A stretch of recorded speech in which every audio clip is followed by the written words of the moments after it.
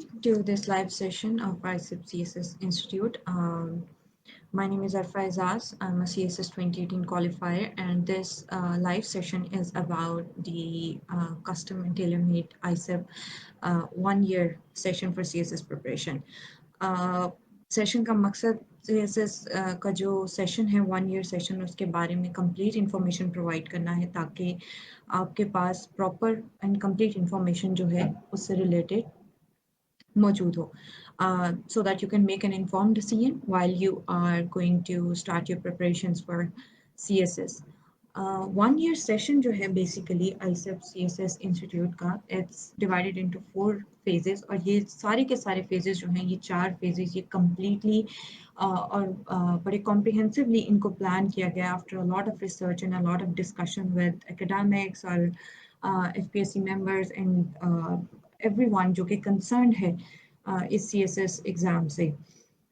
तो जितनी रिसर्च, जितनी क्वेश्चनिंग और जितनी इनपुट जो है हमें रिसीव हुई after these क्वेश्चनिंग्स and these sessions and interactions, उसके बाद एक डिटेल प्रोग्राम जो है उसको हमने डिज़ाइन किया फॉर द पीपल जो कि CSS को एस करना चाहते हैं, हु वांट कि उनकी जो प्रिपरेशंस हैं वो एट पार हों, जो कि ना सिर्फ उनकी सक्सेस को गारंटी करें in written examination but as well as it would secure the allocation for them as well, the induction. तो ये जो प्रोग्राम है ये 4 फेजेस के ऊपर डिवाइडेड है बेसिकली 1 year प्रोग्राम जो है इसमें फर्स्ट फेज जो है first foremost and most important phase that is a foundation building. Foundation building जो है वो सिर्फ इंग्लिश से रिलेटेड नहीं है बल्कि फाउंडेशन बिल्डिंग में की इंटरनेशनल कॉन्सेप्ट्स भी आते हैं, आपकी क्रिटिकल और एनालिटिकल थिंकिंग भी आती है, आपकी आर्गुमेंटेटिव स्किल्स भी आती हैं जिनके ऊपर काम करना है। अब ये जो फाउंडेशन फेज है इसका पैटर्न जो है वो कुछ इस तरह से है कि 30 लेक्चर्स जो हैं वो आपको इंग्लिश ग्रामर के दिए जाएंगे विद 30 एक्सरसाइजेस और ये तमाम एक्सरसाइजेस जो होंगी you will practice them and you will get a feedback from the concern teacher और जो एक्सपर्ट जो हैं उनसे आपको फीडबैक मिलेगी जिससे आपको अपनी गलतियों का आइडिया होगा। इससे क्या होगा कि आपकी जो ग्रामर है वो ऑब्वियसली इम्प्रूव होगी, बेटर होगी। ग्रामर के ऊपर जो है वो इतना ज़्यादा फोकस क्यों कर रहे हैं या फाउंडेशन के ऊपर इतना ज़्यादा फोकस क्यों कर रहे हैं जिसमें आपको आर्गुमेंटेटिव स्किल्स जो है वो बिल्ड करनी है, क्रिटिकल थिंकिंग बिल्ड करनी है।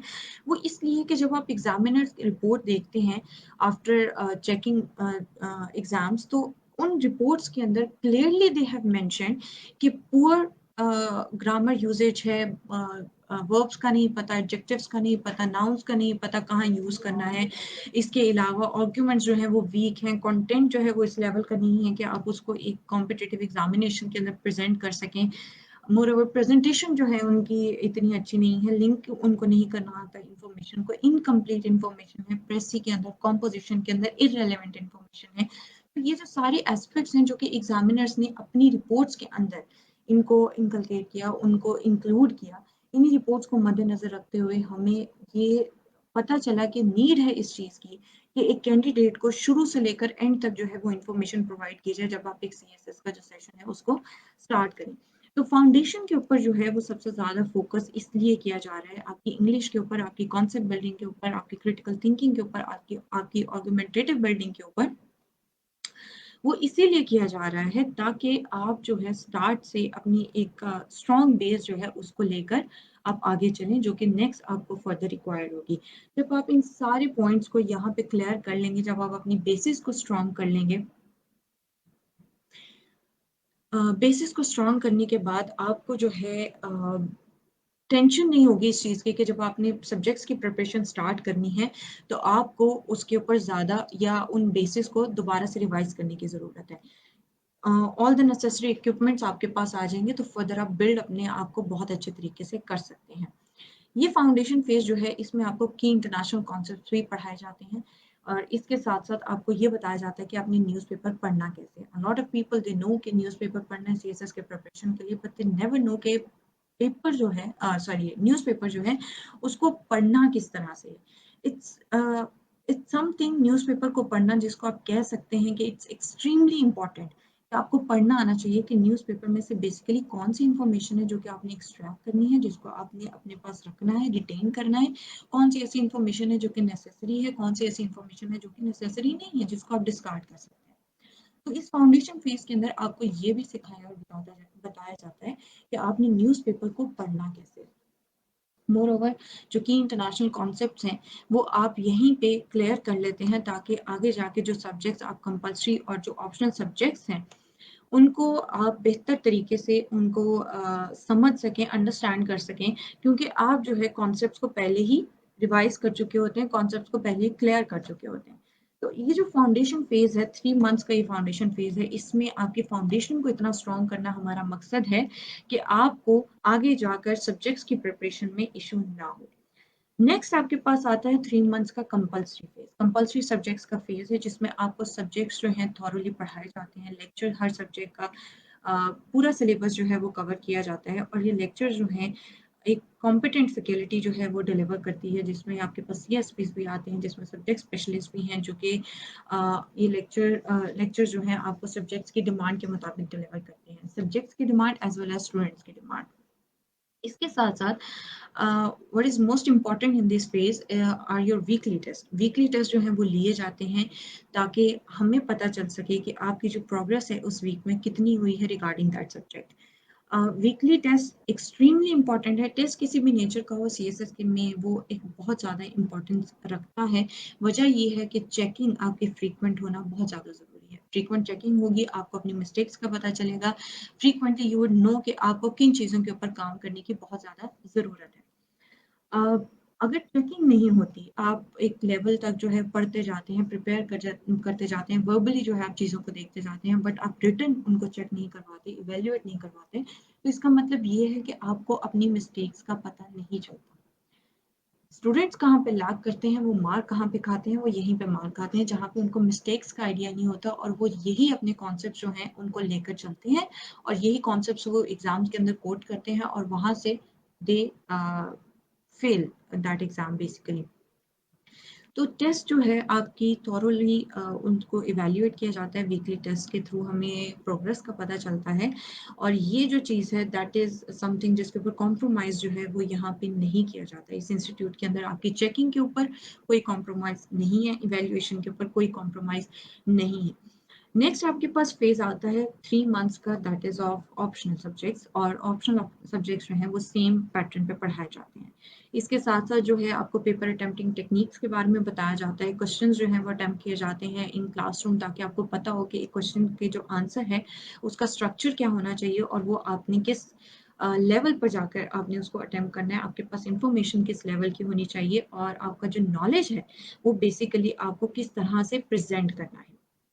रॉ नॉलेज को एक फॉर्मल एक कंपोज्ड फॉर्म में आपने किस तरह से वहाँ पे प्रेज़ेंट करना है, जो कि इंश्योर करेगा कि आप क्वेश्चन का जो आंसर है, वो प्रॉपर तरीके से कर रहे हैं। अ, लास्ट जो हमारे पास फ़ेज़ है that is also of extreme importance वो आपके पास रिवीजन और टेस्ट सीरीज़ का फ़ेज़ है।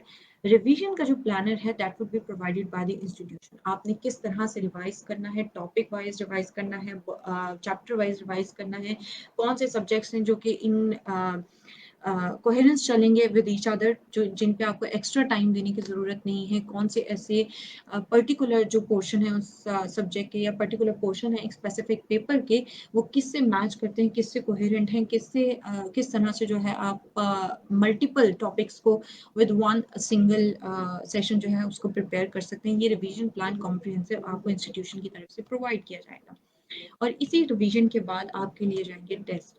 अगेन इम्पोर्टेंस टेस्ट की या इवैल्यूएशन की इम्पोर्टेंस जो है उसको आप बिल्कुल भी इग्नोर नहीं कर सकते हैं। लिहाज़ा आपके टेस्ट जो हैं वो 4 पैटर्न्स जो हैं वो उनके मुताबिक लिए जाएँगे। सबसे पहले जो है वो टॉपिक वाइज़ आपका टेस्ट होगा। सेकंड जो है आपके चैप्टर वाइज़ टेस्ट लिए जाएँगे। Then half book and then full book and then you have mock 1 एंड मॉक 2 जो कि बेसिकली आपके पेपर के पैटर्न पे लिए जाएँगे।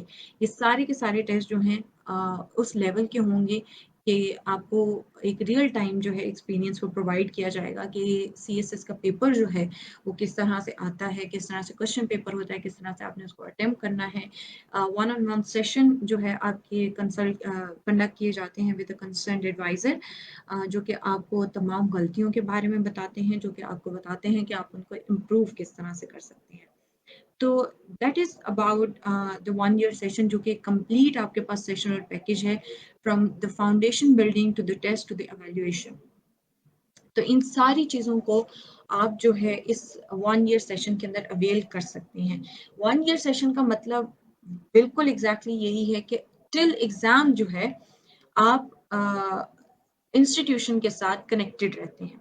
We are not going to leave you high and dry, हम आपको दरमियान में नहीं छोड़ते, हम आपको 1 year प्रॉपर जो है कोचिंग प्रोवाइड करते हैं with proper evaluation and everything.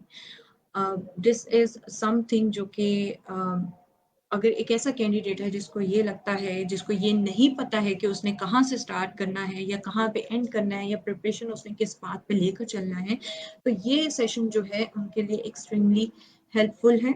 And if you are looking forward कि एक ऐसा सेशन आपको मिले जो आपको प्रॉपर इन्फॉर्मेशन भी प्रोवाइड करे, आपको प्रॉपर गाइडेंस भी प्रोवाइड करे, बिकॉज यू डोंट थिंक कि अभी आप प्रिपेयर्ड हैं एग्जाम देने के लिए, so this 1 year session is for you, जिसमें आपके वन ऑन वन सेशंस भी हैं, जिसमें आपकी कंसल्टेशंस भी हैं, जिसमें आपके टीचर्स के साथ, आपके CSP ऑफिसर्स के साथ इंटरेक्शंस भी हैं, ताकि आप एक प्रॉपर तरीके से ग्रूम्ड पर्सनालिटी लेकर रिटर्न एग्जाम्स में जाएं, जो कि सिर्फ आपके इंटरव्यू या साइकोलॉजिकल के लिए इम्पोर्टेंट नहीं है, आपके रिटर्न एग्जाम के लिए भी इम्पोर्टेंट है। जितनी भी इंफॉर्मेशन है रिगार्डिंग दिस सेशन आप पेज के ऊपर मैसेज करके थ्रू व्हाट्सएप कनेक्शन जो है आप सारी की सारी इंफॉर्मेशन ले सकते हैं।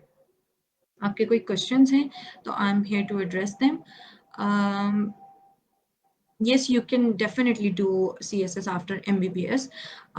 Basically, there is an age limit of 30 years. General age relaxation जो है वो आपको मिल जाती है up till 30 years, और अगर आप गवर्नमेंट सर्वेंट हैं तो फिर आपको 33 years तक एज रिलैक्सेशन मिलती है, और आप जो है डेफिनेटली MBBS के बाद CSS का एग्जाम दे सकते हैं।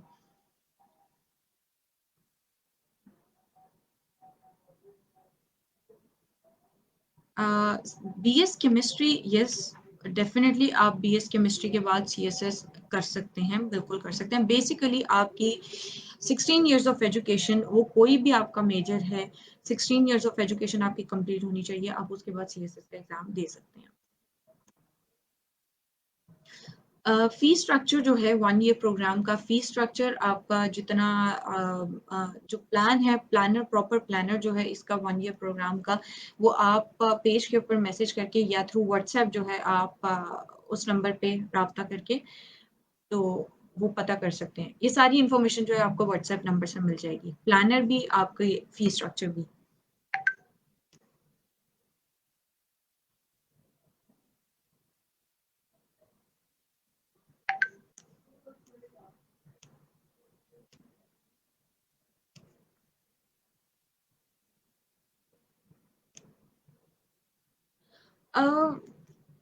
देर is no best BS programme for CSS। आप ये नहीं कह सकते कि अगर आप एक सर्टेन डिसिप्लिन जो है उसको परस्यू करते हैं तो that would ensure your success in competitive examination. That's not something that is a criteria for success.